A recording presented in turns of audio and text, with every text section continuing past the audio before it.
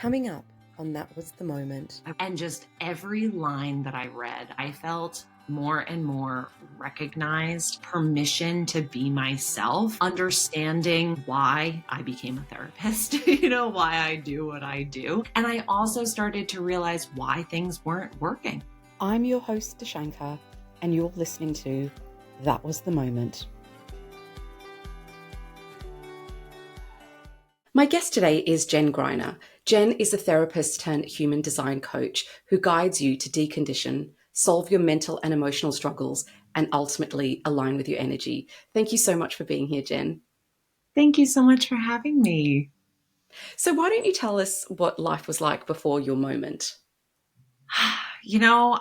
Back then I probably would have told you it was great. Everything was going so well. I was reaching my goals. I was accomplishing things. But looking back, I was living in burnout. I was just pushing myself to the limit. I was people pleasing.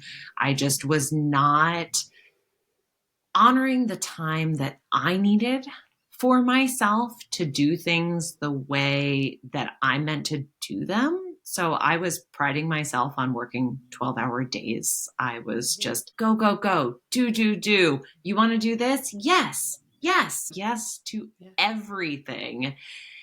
And life was hard. Pieces fell into place. I had a thriving private practice, but reaching those goals, I expected to feel wonderful and phenomenal. I'd been working so hard for that for so many years, and I just didn't. Looking back, I can say I felt bitter, burned out, and bitter was really how I was feeling.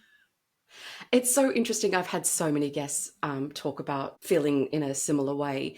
And I think it's so crazy how our society, whether you're in America, Australia, our society says you should be doing more. If you are busy, then you're doing it right. If you're not busy, you're not doing it right. And it's so wrong. Yeah. And I was, following all the steps, right? Mm-hmm. I went to school. I pursued a master's degree. If I worked really hard, I would get everything, right? Yeah. So that's why when I did all that work, right, I hustled, I worked so hard, and I got to the end and was just like, well, everything isn't here. The next step's a family. I don't really want a family. Oh, I'm supposed to have all of this money. Well, I don't have all this money, and I don't know that I really want it. What? I just felt so lost. So take us to your moment. It's of course a moment that I will never forget. Mm-hmm. It was at the start of COVID, right? 2020, I believe it was at the beginning of April. So we've been in COVID a month, and I finally got to go out with a friend. We went to the woods, we walked with our dogs, and being in nature is just a place that I feel so good in, right? And to not be cooped up in the house anymore. And this is a friend who has been along with me for so long, all my journeys of work and personal, all business aspects. We did dog rescue together, and she had worked with the moon, and I knew that she was spiritual, and she's someone that had mentioned human design to me multiple times. But as we ended our walk together, she said, "What's your human design? Tell me, you must be this, you must be that." I looked at her and I was like, I'm so sick of you asking me this question that I'm going to find it out. Let me text my mom to get my exact time of birth, because I hadn't really been into astrology before or anything like that. So my mom got right back to me with my exact time of birth, and I pulled up my human design chart and I said, okay, it says I'm a projector. What does that mean? And she goes, oh, I don't know what that means, but now we know. I was like, great. You left me with this, answer to this really big question, but now I have nothing to go on. So, okay, I guess I'm going to go home and do my research to find out what this means. So I went home and spent literally at least the next 3 hours sitting in front of my computer, learning everything that there was literally online back then, because there wasn't as much back in 2020, about what it means to be a projector. What is human design? What is this system? What is a projector? What does that mean? And just every line that I read, I felt more and more recognized, permission to be myself, Mhm. understanding why I became a therapist, why I do what I do. And I also started to realize why things weren't working, why I didn't have the success that I expected after, I did all of the things I was supposed to do. I just remember sitting on my floor with my laptop and just being like, wow, like this is a game changer. My life has literally just changed. I don't know very much about human design. I've dabbled in it. So on Instagram, you see loads of people saying, I'm a human design coach. I did one of the online forms. So while I'm looking for that, tell me more about human design. Yeah, so human design, I see it really as the energy mechanics within us. It's how the puzzle pieces of different ancient and modern philosophies fit together. It's how the chakra system fits with astrology, fits with the ancient Chinese I Ching, fits with the Jewish Kabbalah tree of life, and quantum physics. So the fact that there was science based evidence in this, coming Mm. from a therapist and needing evidence-based practices, I really resonated with that. Was like, oh, like this is real. But yeah, it's really just how you were created to move through the world, to interact, to function on an energetic level in this lifetime. Here's your roadmap. What did you learn about yourself? What kind of information did it give you? Yeah, so projectors, our aura, our energy is focused and penetrating. So we work really well one on one, right? I worked in clinical outpatient, had a private practice seeing individuals for many, many years. And with our ability to just see into people, to see what are they needing, how are they needing to be Mm. guided, to really just be. That's kind of our magic. We don't need to do anything but just be. And I was like, oh, well, that's exactly what I do as a therapist. I give them space. They share as projectors, right? We have a projection field. So people just project their stuff onto us. And I was like, oh, that's what I've monetized. After you discovered this, that must have been a lot of information to take in. And then did you act on it straight away, or did you sit with it to incorporate it into yourself? Yeah, a little bit of both. Mhm. Just the relief that I had that afternoon being like, "Oh, I am not here for hustle culture. I am not here to do, do, do. No wonder why I burn out. I'm only supposed to work about 4 hours a day." That's the magic that I've already found within my practice, that I can only Mhm. see 3 to 4 clients a day, because otherwise I am just drained. Yeah. Thank goodness I've built the boundaries that I have to protect my heart, my energy, my emotions. So it was really cool to see. And you know, as projectors, we struggle with self-recognition. So I think that's a lot of what it allowed me, that I could recognize myself. I was like, kudos to you, Jen. You did this. You have found alignment in these ways. And then there were so many pieces that I said, okay, how can I move into Mhm. this? In human design, we talk about it taking 7 years to decondition. So like, magic did not happen overnight. Yes, it did for me seeing myself, but like Mhm. putting it into practice and Yeah. bringing that into my life and business was definitely an experiment. I'm a 3-5 profile. I am here to experiment and try it and fail and learn from it and share with other people to spare them the massive failures. So it was like, all right, let's try this out. The strategy of wait for the invitation. All right, let's try biting our tongue and let's see who's going to bring on an invitation. So it sounds like you, just by learning your human design, you felt seen. And because I feel like most of us go through our lives just wanting to be seen. Especially projectors. Like we Yeah. long to be recognized. We have Mhm. this deep wound within us Yeah. of not being recognized. So yes, in that moment that I felt seen and recognized was, I mean, that's really why it was a moment, because I was like, I'm supposed to feel like this all the time. Like life exists where I feel recognized and seen. Like it just really expanded the possibilities of what my life could be. And I love that you said it takes like 7 years to fully integrate it into your life, because sometimes expect change to happen really quickly. And obviously, you had that moment of realization, and that changed your whole perspective. I know for me, I'm also very impatient. So you kind of expect, okay, I know now. Let me see the magic. Let me see everything change. Yes. And it's not quite like that, because you've got to continue to do the work to change things. Yeah, yeah. I've always told my clients awareness is the first step, right? Mm-hmm. So I had to, take my own teachings and say, Yeah. okay, we need to be aware of this. Being a projector means being aware of this spectrum of bitterness when I'm out of alignment, my not self theme, to when I am in alignment of success. Like, all right, well, let's redefine success because it's got to be for me. Let's really get to know this bitterness. And that was when, like, okay, that was bitter. That was bitter. That was when I was just, swamped in a cloud of bitterness. Like, okay, now I have a word for that experience. And now how do I, apply it to day? Be aware, okay, I'm feeling bitter. All right, let me check in with my strategy and authority. How can I find success?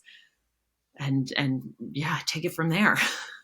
Bitterness. I don't hear that word very often, but sometimes you might not feel envious, you might not feel jealous. But I think bitter is yeah, it's a really good word. Just to Yeah. something just not sitting right. Yeah. And now, having worked with so many projectors, it is unique to projectors because when we live in this generator society, generators being the doers, it's 70% of the I've world. just So, realized that's me. That's me. yes, yes. I've looked it up. I'm a generator. So like you can do the hustle culture. I mean, yes, Yeah. you can still burn out, but like you're here to do. Yeah. And with the other types, you're not self theme of frustration, right? Like what frustration is. I know what frustration is, but not on like a visceral level. Like, yeah, cool, I'm feeling frustrated, but like, so what? But that Yeah. bitterness is just like, oh, like I really know what that's like. And right, it's not talked about. Mm-hmm. So to now have this word, this experience, this emotion that I can resonate so deeply with and know why I didn't like feeling it, why it didn't feel good to feel it, Mm-hmm. because that was all the signs of you're not doing life how you're meant to. And so, what kind of changes did you start putting into place? So yeah, I started just being aware of that spectrum of bitterness. How can I Mm-hmm. find success? I really, and I like to say that I've kind of mastered it, but I feel like that's stretching it a little I bit feel after. I feel like the second you say I've mastered it, the universe says, "Hey, let's check. Let's test that out, shall we?" Yes, and it often does. Because authority, working with your authority, which is how you are meant to make decisions, has utterly changed my life. So I'm an emotional authority. Half Mhm. of the world is emotional authorities. Just gonna And check mine. yes, see if you're sacral or emotional. I'm a solar plexus. So you are emotional as well. So yeah, Yeah, I I am. imagine I you am can, very. right. So you can really resonate that like Mm. you have to feel into Hmm. it. Yeah. And for me, not being a generator, right? We call ourselves non-sacrals, the projectors, manifestors, and reflectors. We have an undefined sacral. So we don't have a strong connection to our gut, that gut hit that tells you yes or no, that gives you an answer in the moment. It's different from your intuition. Like that's Yeah. a whole nother energy center.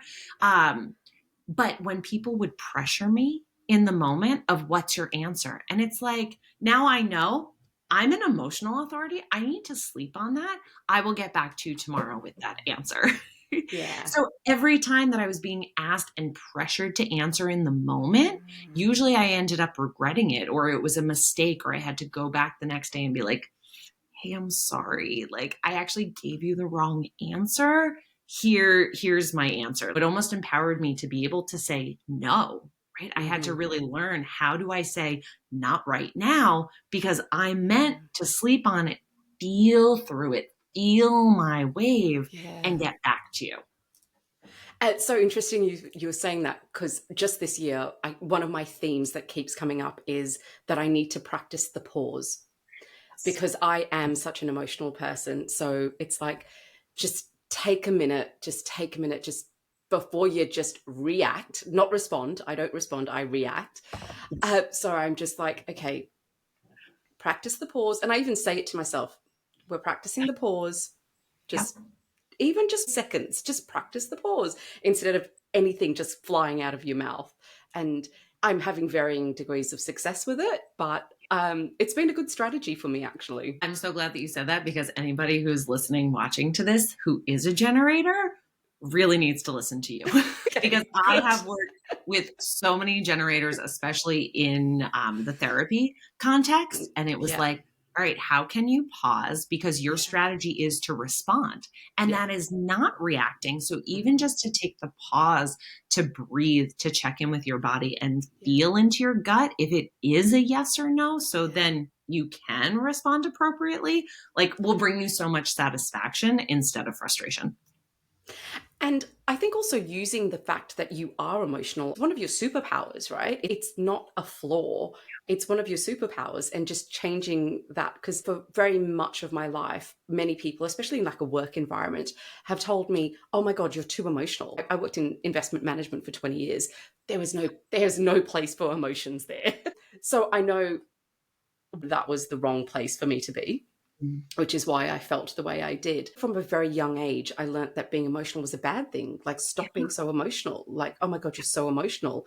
But that is actually my superpower. That is how I can connect to people, because that's how I empathize. One thing that I learned when I read my report, my human design report, I kind of thought, oh, hang on a sec, this has just given me a different perspective. I haven't read it for a while, but it said something along the lines with, people find me to help them. For many, many years, I felt like I was attracting the wrong people. And actually, I wasn't necessarily attracting them, they were finding me. That was a bit of a game changing moment for me, to Yeah. realize, like, stop internalizing it and stop taking on the blame for those past relationships that were the way they were, because they were finding you. Yeah. And yes, you did let them in. My emotions weren't the flaw. That's what was attracting them. Yes. Yeah. And emotional is like, we are here to feel, and we Hmm. have this emotional intelligence just inherently. And with it being 50-50, right? 50% of the world being emotional authorities, Hmm. having this defined solar plexus center, having a consistent emotional energetic wave that we ride. And then the other half who amplifies that wave, then they absorb it and then they react to us. It's just kind of Yeah. like, that's why I love working with individuals within any type Hmm. of relationship, because it's so important. And I love talking about the solar plexus center and emotions, and all of this is really what I, work with in my business with, because it's so important to have that understanding.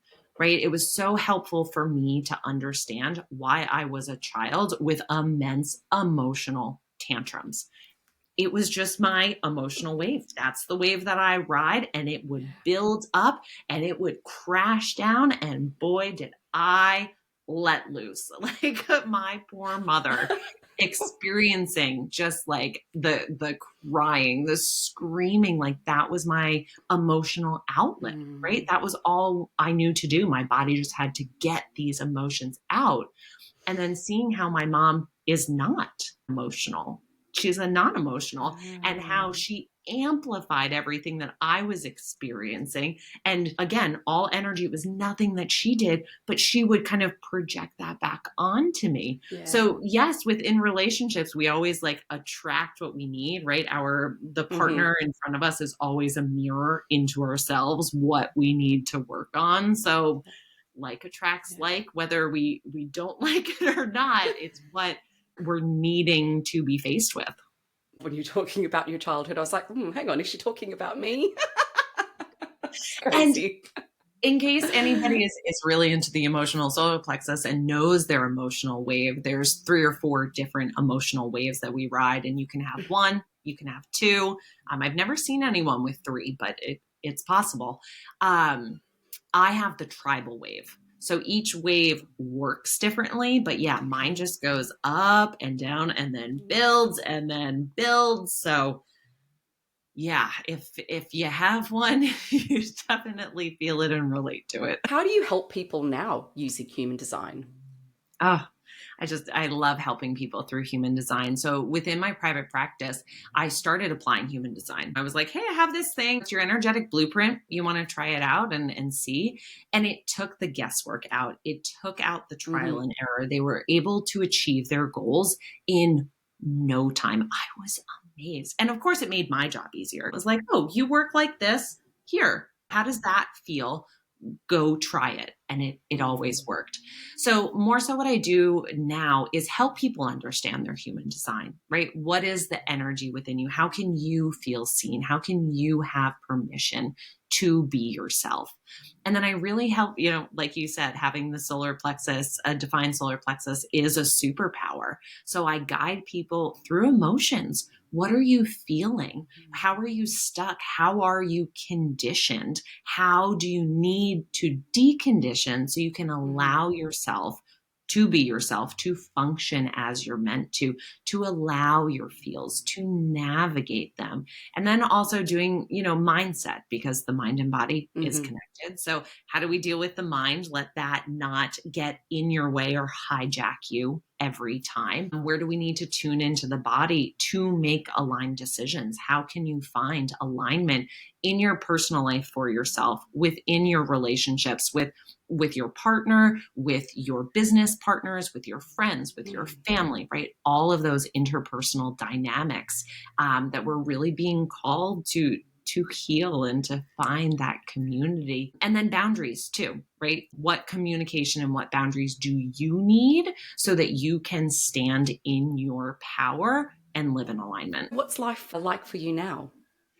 Oh, it's so successful. The fact that I get to live in alignment, that I know how I work, how my energy is so that I can manage it.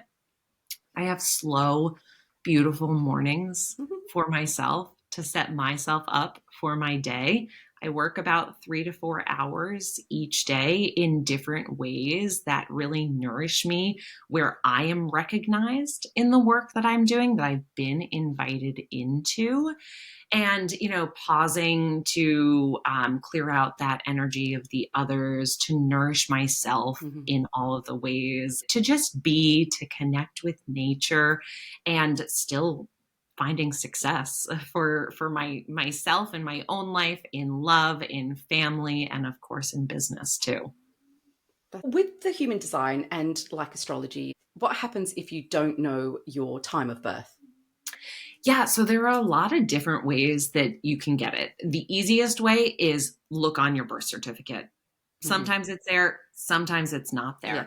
there. If you do have someone to ask, at least to narrow it down, Mm-hmm. right? Some people Yeah. are like, I was born between 12 o'clock and 12:15. Like, that's a great starting place. Yeah. Um, there are a lot of different energetic ways, like muscle testing or using a pendulum to narrow it down to the time. Sometimes, if people are not into any of that, what we can do is pull your chart at all those different times to see, is there a big difference, right? Mm-hmm. Because sometimes a couple minutes can make a big difference. And other times it doesn't change big parts of your chart. So you'll know, okay, yes, I am still a generator. I'm just not quite sure if I have this channel or that channel. So definitely do what you can to find your exact time of birth.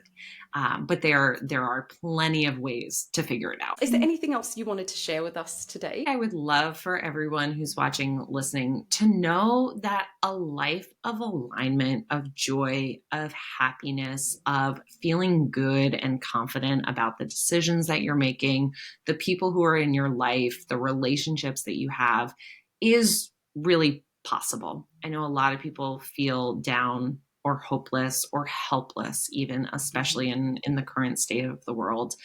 But it is, I feel so passionately about helping individuals, because when you can help yourself, when you can do what you need to do, find your alignment, find your happiness, live in your signature theme, we're helping the world, we're helping the collective, and it really is possible, and it gets to be that good.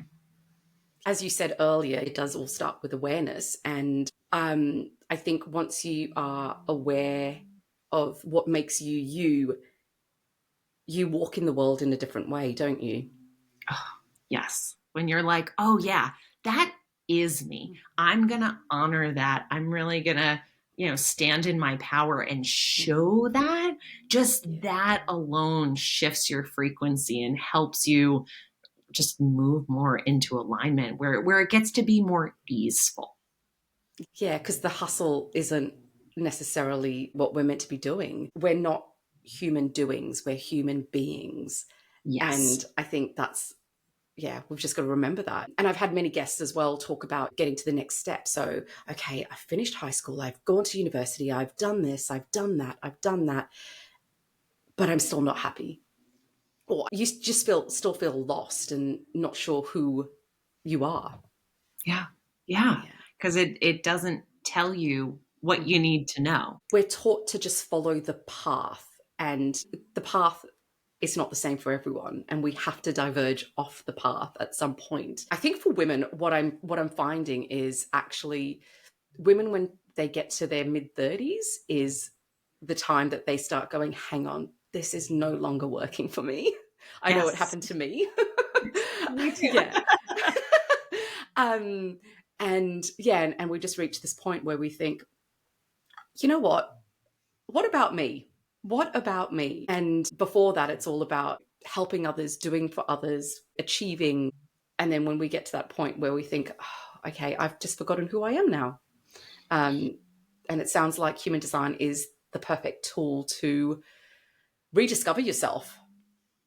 Yeah, it really is, to see who you are innately at your core, to see the conditioning, where and how you've been conditioned by society, by our parents, Yeah. friends, anything. Really, there's so many ways that we've been conditioned, and to start pulling that apart, to really have the awareness Mm-hmm. and assess what is mine, what is not mine, and Mm-hmm. how can I let that go? How can I get rid of that so that I can truly be in my own energy, my own power, and especially to develop the boundaries to maintain that sense of Yeah. self when you are in all those places where you can very easily be reconditioned.